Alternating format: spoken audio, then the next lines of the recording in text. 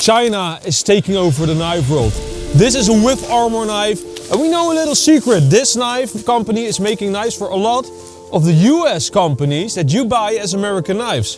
Today we're gonna find out how great this is. But Marty, you forgot the smoke machine to make everything epic. Today, Mikkie, we're gonna chop up this tree because this is an American oak, very hard wood. It's been cut down.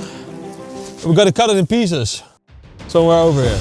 This is the Bigmuk. It's actually an American type of knife, a pioneer's knife. This one was designed by a German, made in China. Because derived from the name Nesmak.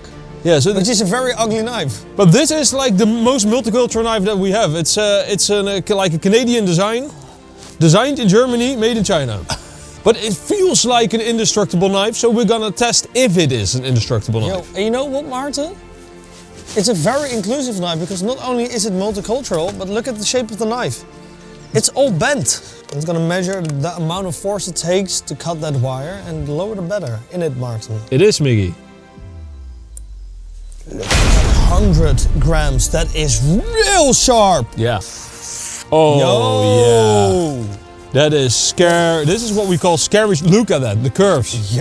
But there is one big caveat.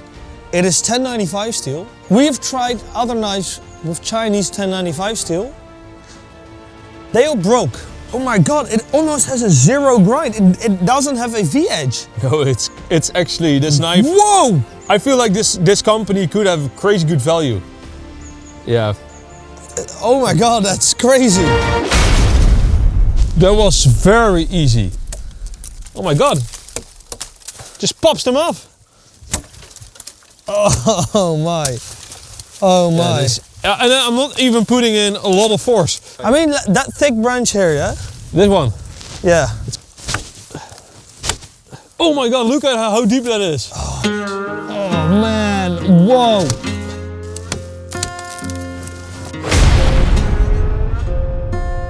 Martin, that is absolutely crazy. That might be one of the best choppers we've seen in recent history. Especially for for its size. This is not a big knife. It's not a big knife.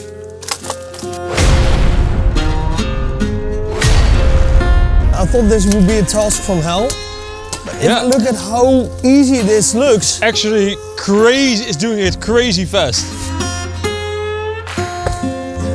Safety first, always.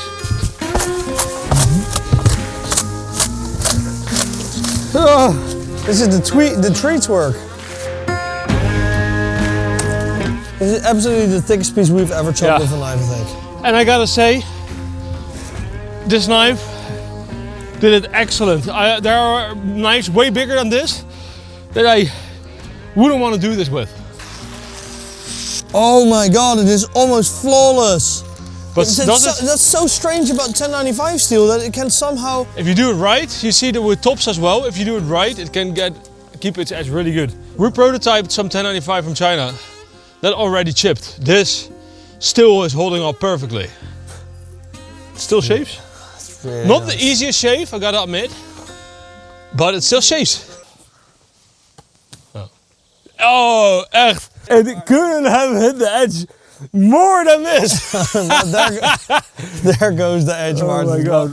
This video is sponsored by us, DBK, by the dbkshop.com. We still have the Bushcraft 2000 in our stock with the true Scandi that you can only buy at the dbkshop.com. DBK compound 1 micron, 0.25 micron, 4 micron in dbkshop.com. DBK shopping, make your nice hair popping. And our newest edition. Wow, this is so beautiful, look at it. This contains the black and the white compound. You put it on the strop and then you make your knives go hair pop. And we have DBK fat wood. First, we are gonna chop that piece of wood. Chop. Yeah. Yo, easy. Oh, I wish I had that on slow-mo.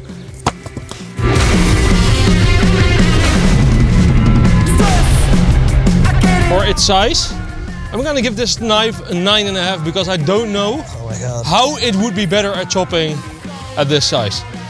But this knife is too strong for the baton, so we gotta make a real quick new baton.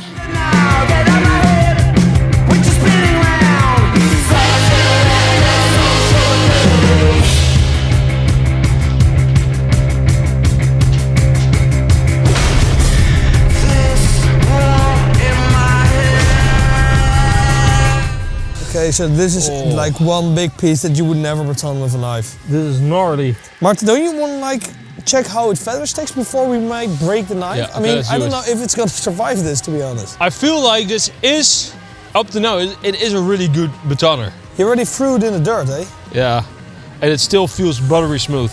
For a knife this size, that's really good. I think I'm gonna give it like a 7.5. Whoa! Let me try this. I'm gonna give it a 7 because it's actually so slicey that it's kind of hard to control its feathers, but it's definitely good enough to get your fire going, and I think it'll do very well on the fire steel.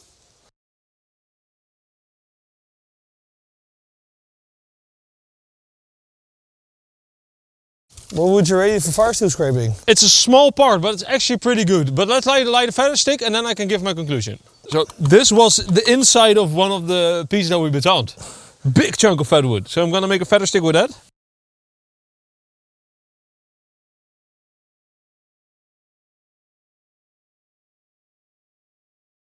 So this knife, fire steel scraping, I mean for the price, $125, it comes with the fire steel. Pretty big fire steel.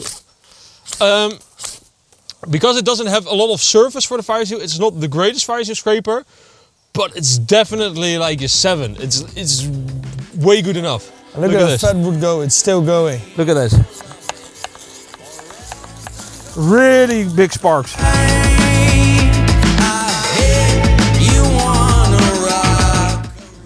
Yeah, that looks really nice. Oh, Mick! I got a chip. Whoa, and that is a pretty gnarly one. Yeah. Oh my God. When did this happen? I think by maybe batoning the hardwood or something. Wow. Okay. Okay, whoa, that's pretty big, Martin. Wait. Because the wood that we've batoned up to now wasn't like the hardest wood we've seen.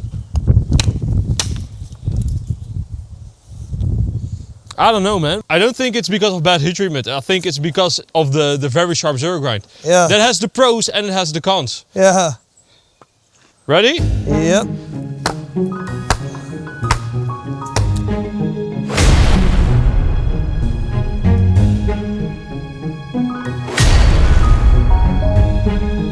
Oh wow, Martin, that really exceeds my expectations. Yeah. But you know what? I think this knife has a deadly combination of being very sharp, extremely sharp, and being also very good at splitting wood. Because it can just cut through pieces of wood. Yeah, it has the thickness for batoning. It has the bevel height for the slicing, for the chopping. Yeah. The only downside is that if you hit something hard, and I think I hit something harder like a big knot or whatever, and that caused a chip. I mean, the chip is wider than it is deep, but it's not that hard to sharpen out. So I think the main difference between the 1095 here and that from Tops is that the Tops knives are more towards the destruction and the hard use, and this one is more like a camp knife. You know, for the fire making and stuff.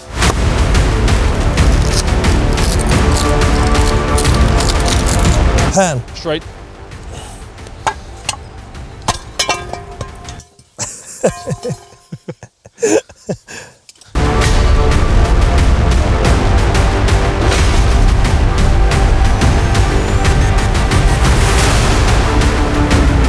Wow, yeah, and there you have it. So another little chip. Yeah. And we've seen Tops knives always be able to do this, especially this test. Yeah. But I actually don't want to see big changes for the steel. No, I think, is this a negative for a knife that performed like this in the other tasks, and that they did a geometry like this? Because Tops, they come with huge V-edges, Mikkie, and that also makes them strong. Yeah, well, let's go to the conclusion because I have something very important to say about this knife. The with Armour Bigmuk TN, Mikkie, a $125 beast knife. It's pretty incredible. Almost as beefy as our giveaway. But our giveaway is more than $1,000 worth of knives. We are giving away a Falconeven F1 3G limited edition thanks to DBK, a TRC M1 SL thanks to Knives and Tools, 2 times a Massive FIBA watch buckling thanks to Massive FIBA, 2 times a With Armour expandable thanks to With Armour, a Benchmade Dacian thanks to Benchmade, 2 times a BPS Bushmade 2.0 thanks to BPS and DBK, and last but not least the most beautiful kitchen knife I've ever seen with the convex, the Helle Delle thanks to Helle. You know, I think I know exactly what I want to say about this knife. Okay. First of all, I think it's one of the best deals you can get at the moment. For a knife like this, yeah. Second of all, yeah, I know it has chips and Topps knives doesn't have chips, but this knife cuts through wood about 3 times as well as Topps knives. This is actually a wood carver. There is always a balance between toughness, geometry and edge retention, yeah? Yeah. So the geometry that they chose for this knife makes it excellent for things like carving, finer tasks, feather sticking, especially the chopping. It was crazy good. But the cost that it comes with is that the edge stability is a little bit weaker. In the ideal world, yeah, I would love to have this geometry on the edge, but have it a little bit tougher. There's almost no knife on the market in this size with this design that has that nice geometry of the edge. And Mikkie, that's just the fact. Like in China, yeah, you can get a lot of rubbish, but if you know what to look you're for, addressing the elephant in the room here. If you know where to look, you can find amazing quality and hardworking people. And I've spoken to these people at the IWA, and these are genuinely hardworking people that try to make great knives. They gave me this knife, they said test it, be honest, we want to know what's good and what's bad about this knife. So these are people who are genuinely looking into improving. I get it, there's a lot of hate towards Chinese made products because there are a lot of crap products. One thing is for sure is that I am not going to judge a whole country of people based on one thing. No. Yeah. And if you have met these people, and they try to make a genuinely good knife and they made a nice knife. And what I really like is that they make what the people want. And that is what I miss here in the West with the knife making. If it goes well, they up the price so high that it is for almost all of our viewers, suddenly it is not affordable anymore. Yeah. So can we recommend the With Armour knife? Yeah, I think so, for $125. This is not your destruction knife, no, but this is a very good camp knife. See you next week, hopefully. Let us know your thoughts in the comments. Would you buy this knife? Tell us. Ladies and gentlemen, see you. Bye-bye. Maybe one of the best deals ever. Hey, and it's not always only about destruction. Not every knife is about destruction. Boy, no, you never get far. You got the